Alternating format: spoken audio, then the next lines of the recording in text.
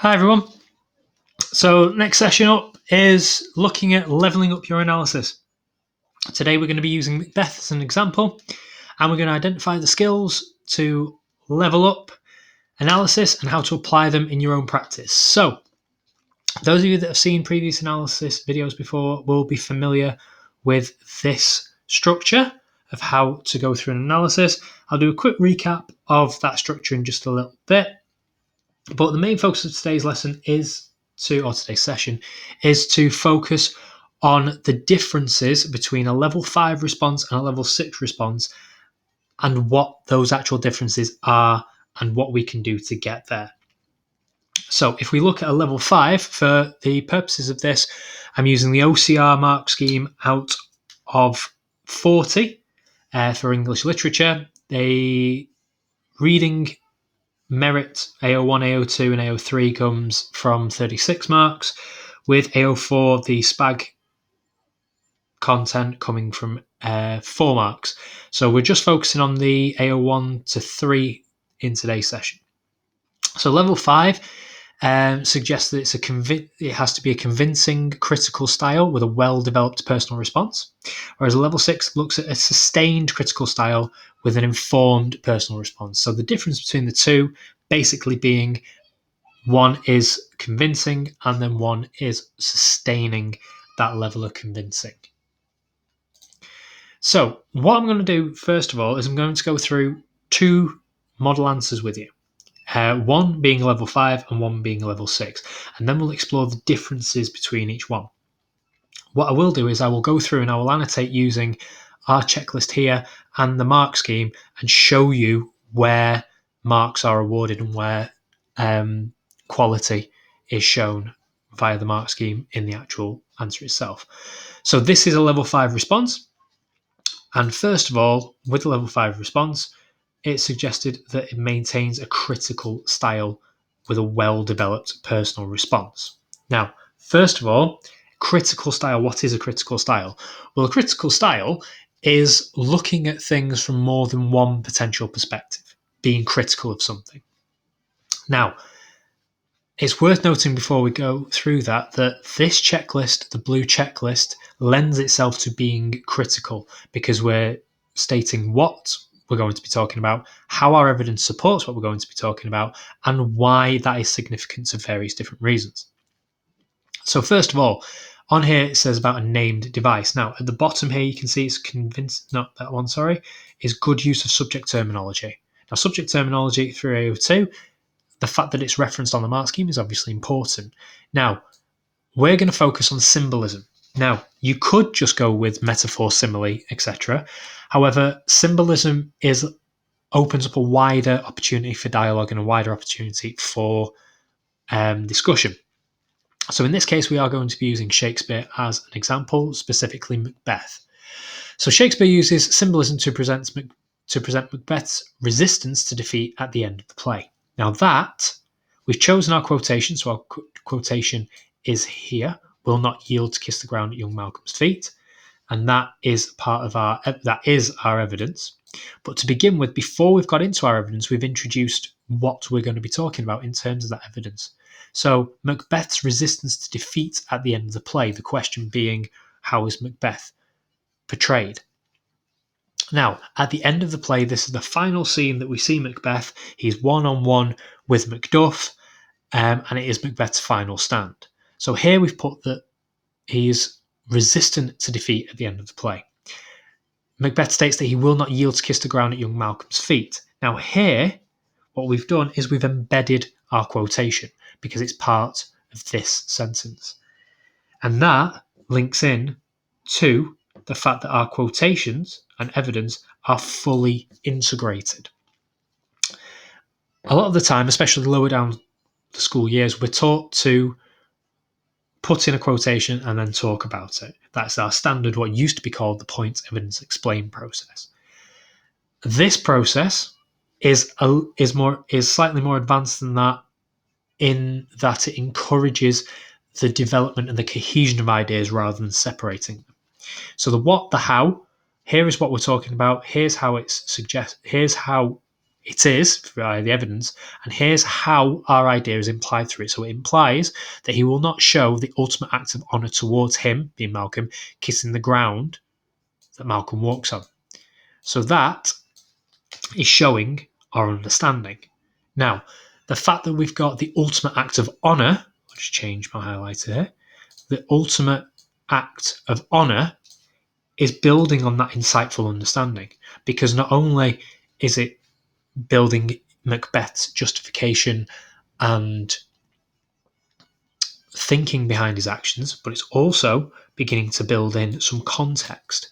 Now, the convincing understanding of context comes from using context not just a bolt on at the end of your answer, but using it and integrating it into your response to justify your thoughts and your opinions. And here is the first instance of that. Again, if we continue for why it is significant, so why is the fact that Macbeth is refusing to kiss the ground at Malcolm's feet, why is that significant? Well, it's significant as Macbeth is still clinging on to his sense of honour from the beginning of the play. Now, here we have our symbolism, which is our language. Okay, so here we've got thoughtful examination of the writer's use of language. However, to gain those extra marks and to push your response up to a level 5 in the first instance, the fact that we're suggesting that it was the sense of honour from the beginning of the play. Now that is knowledge of form.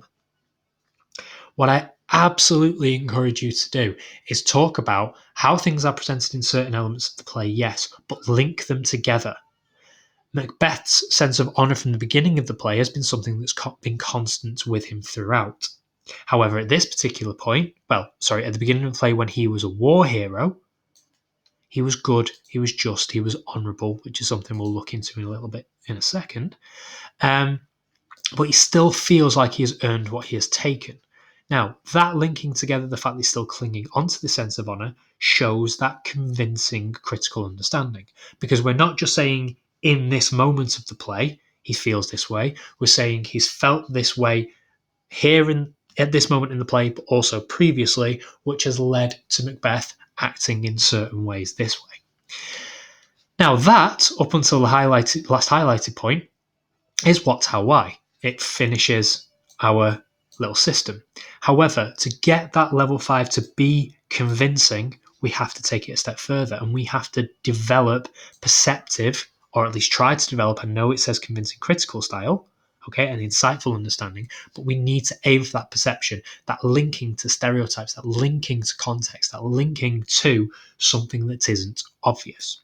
Now, Macbeth's resulting level of ambition from his inflated sense of entitlement, again, linking our points together, he has that sense of entitlement from his sense of honour and the fact that he's king, that he still feels that he is the rightful king as the witches prophesied, therefore any sign of yielding or surrender would be unthinkable to Macbeth.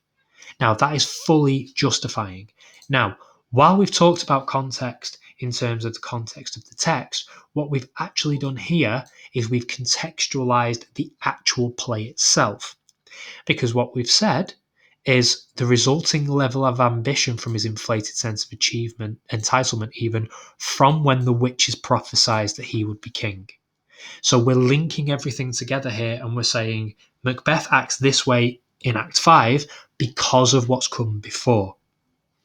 And we're also kind of looking at a little bit of structure. Now, structure can be textual structure, not just your sentence types and your asides and dramatic devices. Therefore, we have covered, now, looking at this, all the features required for a level 5 response. We've maintained our critical style as we've justified and we've given reasons, the whys and the significance for everything that we've spoken about. Our textual references and quotations are embedded, therefore they are integrated. Thoughtful examination of the writer's use of language, absolutely with the symbolism, but we've also spoken about form and structure, textual form and structure. We've used that relevant subject terminology in terms of symbolism, but the point that has really developed our response is that use of context to not only justify, again, the convincing understanding. We've not justified this has influenced Shakespeare in writing this. We've actually justified and embedded that context into our response as we've gone through, as a constant reasoning behind the way Macbeth acts, and as a result, the reasons why Shakespeare has written him in such a way. So this is your level 5 response. Now, based on the same question using the same evidence, here is a level 6 response. Now, the difference between a level 5 and a level 6 is sustained, and perception is required. Now, as I said before, perception is that thinking outside the box, is making and drawing relevance from external places, but showing a really deep understanding of why things have been presented in the way that they have. So again, we have, if we go back to this, we have our name device in terms of symbolism. Okay, we have our quotations. However, the main quotation that we're going to focus on is the fact that Macbeth will not yield to kiss the ground before young Malcolm's feet. It's the same quotation, we're making similar points, but we're doing it in a much different way. As we have used textual references that are precise and skillfully interwoven, as we have embedded more quotations, we're using supplementary quotations from elsewhere in the play to develop our points and ideas at this stage of the play. So Shakespeare uses symbolism to present Macbeth's final defiance in the face of defeat. Just to touch on this a second, this is perceptive understanding. If we quickly switch back and have a look at the fact in our level 5 response, we said he's resistant to defeat. Here he is being defiant in the face of defeat. That little change in phrasing shows that level of deeper appreciation. Macbeth will not yield to kiss the ground before young Malcolm's feet, even after learning that Macduff was from his mother's room untimely ripped. Again, we're further contextualizing Macbeth's response and attitude, not just the fact that he's refusing, but these are the reasons why and the circumstances of his refusal. So in this scene, he reveals that the prophecy, as we said before, the witches not only, as we said, the witches prophesied Macbeth will be king, but they also prophesied to beware Macduff, and no man of woman born of woman shall harm Macbeth. No man born of woman shall harm Macbeth. We've focused on the prophecy, but we've not just focused on Macbeth's character. We've focused on supplementary characters that give us reasons for why Macbeth reacts the way he does and why he's presented in such ways. And that does show a consistent perceptive understanding. Okay? And it is coherently critical. And as you'll see, it will be sustained. So, from his mother's womb untimely ripped, meaning the prophecy of no man of woman born, which was Macduff, has come to fruition. We've not said come true, we've said it's come to fruition. That sophisticated phrasing will get you credit. So, right here, that is still our what. We've said this is what our quote, well, kind of linked into our what and a little bit of our how. However, the how bit comes further here. The what is what does our evidence imply? We've not just said that he won't kiss the ground beyond the feet because he's defiant. We've said why he's being defiant and what that means for him. Even in the face of certain defeat, he's still refusing to relent. Okay, so the implies bit are how the evidence supports our idea. This implies that Macbeth has nothing but pride and ambition left as due to previous bloody instructions. Again, another embedded quote. His kingdom has abandoned their tyrant, and his relationship with his wife has both physically and metaphorically ended with the death of Lady Macbeth, leaving Macbeth alone. Now, we have focused on the symbolism of kissing his feet, okay? The fact that he's not going to kiss his feet, again, results in his pride and his ambition, which is the detailed and sensitive analysis of the use of symbolism, the use of language. Okay? But not only that, we have referred to other moments, so form and structure, that have influenced this. The fact that his kingdom has abandoned their tyrant, we'll touch on that in just a second, but also we've referred to the fact that Lady Macbeth has left Macbeth alone for the first time in the play. Again, metaphorically and physically, Macbeth has been left alone. Again, in the metaphor, the fact that he has no form of guidance, and Lady Macbeth's influence over him has now completely ended. But also physically, he has no kingdom, he has no support, he has no wife to support him. Therefore, again, he has been left alone.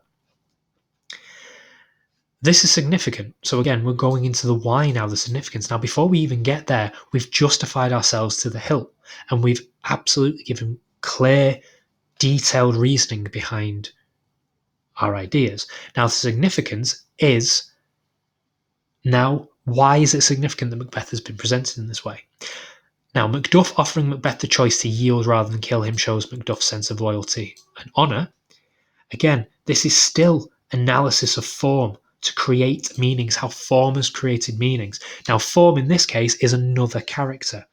So while we could just focus on Macbeth and the reasons he does things, by contrasting Macbeth with another character builds that perceptive understanding. Okay? Macbeth's refusal shows how far Macbeth's ambition has taken hold of his ideals and life. Again, contrasting him with Macduff and saying Macduff is still righteous, is still honourable. However, Macbeth is now refusing to be because of his ambition and because of how far it's taken over. He is so far removed from his brave Macbeth moniker of Act 1, Scene 2. Again, that use of form, that use of textual structure, of moments before this and how they've led up to this point and how they have developed Macbeth as a character. If we just quickly focus on this idea of context, okay, perceptive and sensitive understanding of how context informs evaluation. Now, context, we've said about honour and loyalty, Macduff's sense of honour and loyalty, and how it's far removed from how this sense of honour and loyalty is far removed because of Macbeth's ambition.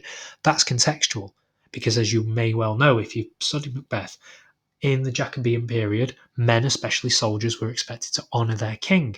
Macbeth has not done so because he's killed his king. And Macbeth values his ambition more than his honour and loyalty. Contextual analysis. Also, the fact that his kingdom have abandoned their tyrant. Now, the phrase tyrant, the word tyrant, shows contextual knowledge as this response shows that it knows what a tyrant is. Now, the fact that this has made the distinction of Macbeth as a tyrant shows contextual knowledge, which again is perceptive contextual knowledge, because it isn't simply Macbeth is a bad king. No, he's a tyrant. He's a tyrannical leader. And also, using this brave Macbeth moniker from Act 1, Scene 2, context doesn't have to be social historical. It can be textual context that has been used. So this is a level 6 response, and we've developed those perceptive ideas quite significantly throughout our answer. So to give you a recap of what the differences are between a level 5 and a level 6 response, a level 5 is convincing. It shows convincing justification. Now, before I go through, you'll see that I've color-coded this to give you an example of each point as we go through.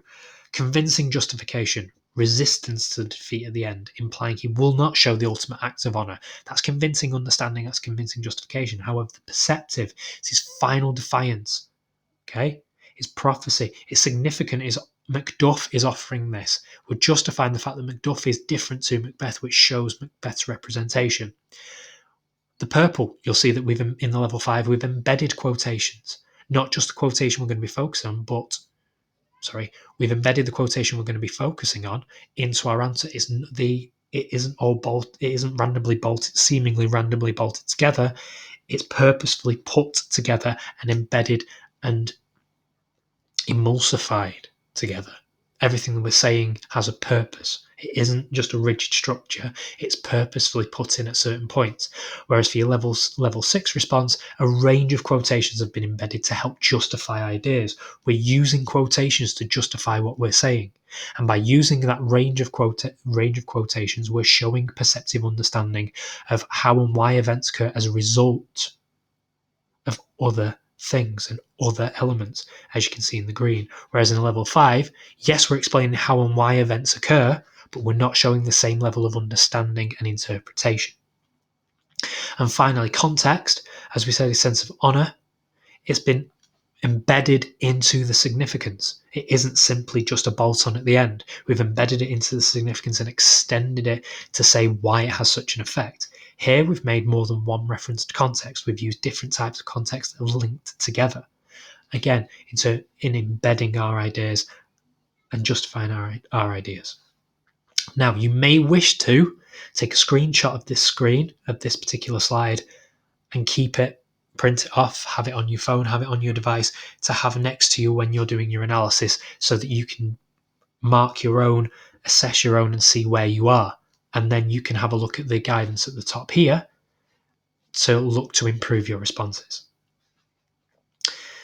And finally, here's an example that you can use to help develop your response, especially if you've been studying Macbeth. If you haven't studied Macbeth, then I suggest going through this and using these examples as guidance, as models, as they're intended to be, and then have a go at developing your response using the guidance from the previous slide.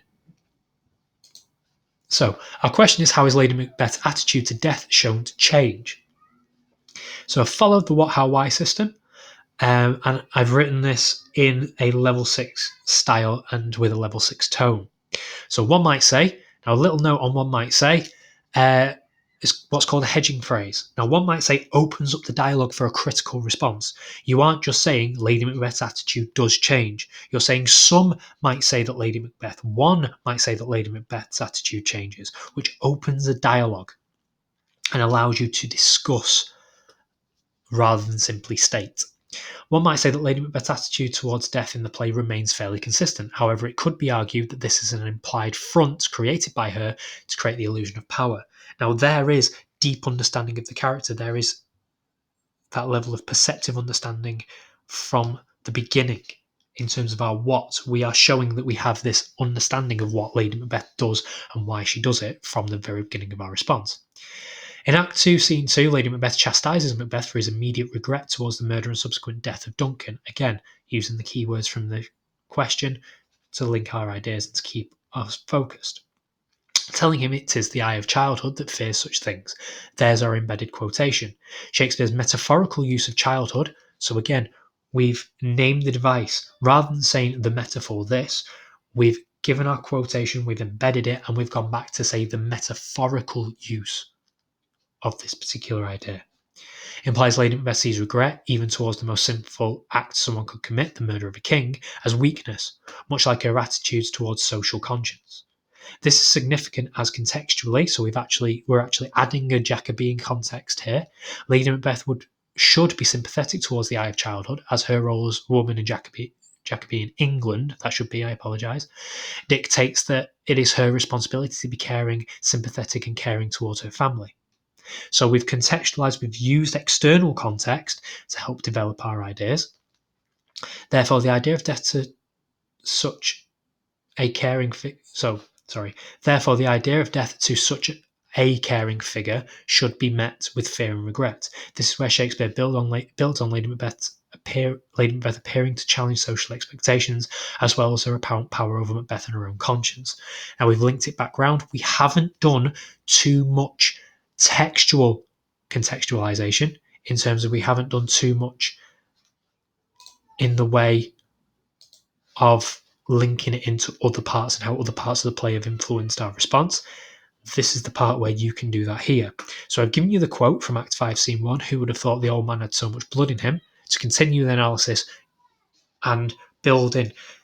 At this stage in Act 2, Scene 2, it influences Lady Macbeth's attitude towards death here because. Now, those of you that are aware, Act 5, Scene 1 is where Lady Macbeth is sleepwalking and talking from her subconscious.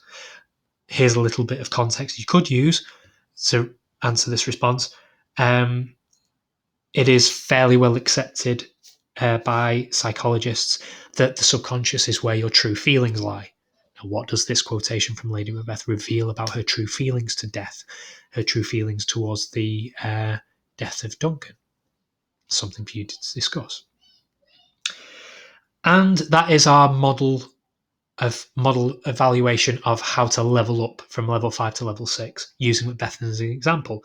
Please do check out the other videos on the Midtech English YouTube channel, as we do have how to contextually analyze, and we have some other sessions on there of how to develop analysis, as well as to develop writing, because as part of the language paper we do have a writing element, but also there's contextual videos on there. There are textual videos on there going through Macbeth and other key texts. It's significant to my school that I'm teaching from.